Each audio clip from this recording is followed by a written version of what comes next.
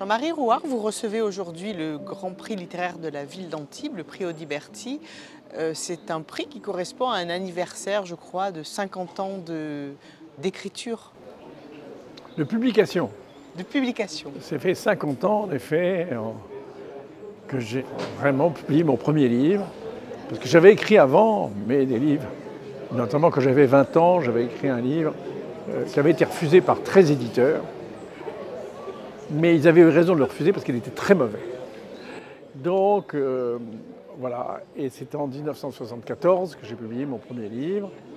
Et c'est vrai que le temps a passé vraiment très très vite parce que j'ai publié beaucoup de livres et que j'ai eu, bizarrement, ce que je n'avais pas eu avant, je n'avais eu que des défaites, des échecs tout au long de ma vie scolaire.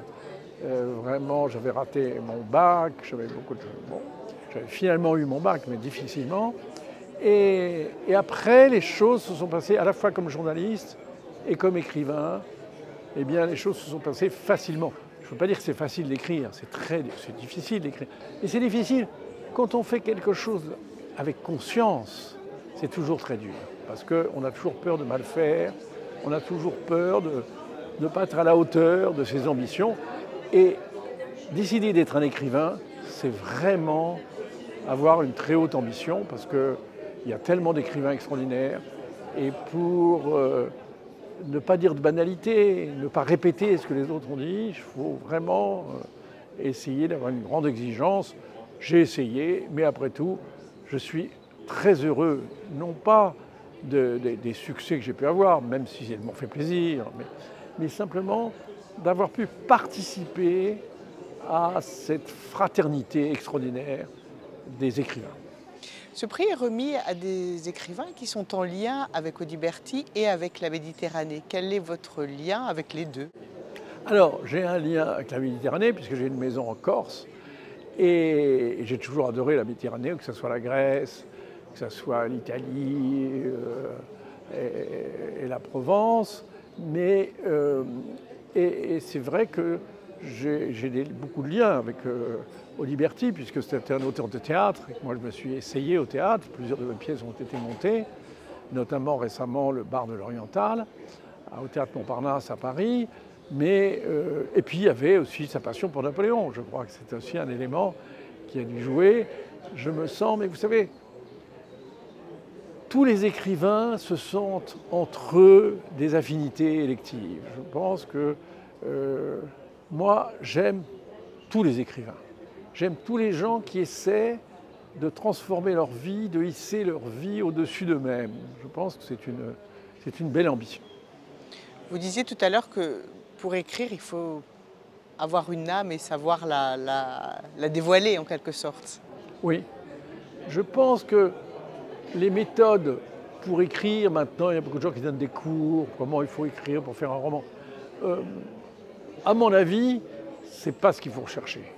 Ce qu'il faut rechercher, c'est d'avoir lu des bons auteurs et surtout cultiver son âme. Parce que c'est ce qui fait son originalité, c'est d'avoir une âme.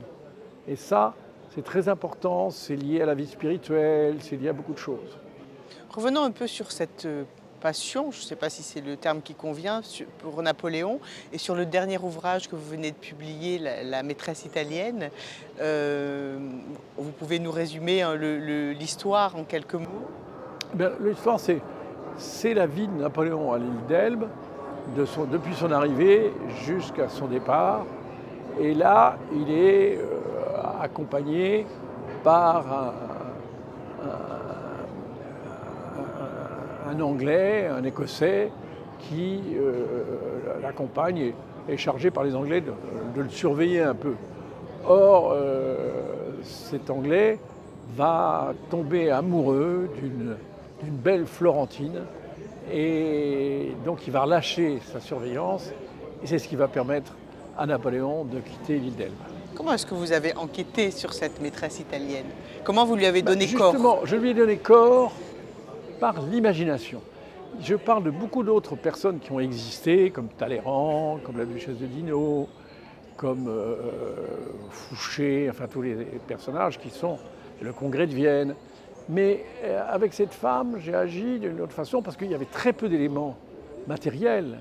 Eh bien, je l'ai imaginé, je vais vous faire une confidence, à travers les femmes que j'avais aimées et qui m'avaient, des femmes, j'ai rencontré beaucoup de femmes fatales qui m'ont fait souffrir. Et donc, c'est à travers elles que j'ai pu dessiner le portrait de cette comtesse Mignacci. Vous leur gardez une rancœur? Pas du tout, ah non. Moi, je suis reconnaissant aux femmes qui m'ont fait souffrir, parce que ça prouve que je les aimais. Vous savez, la grande chance dans la vie, c'est les gens qui provoquent l'amour.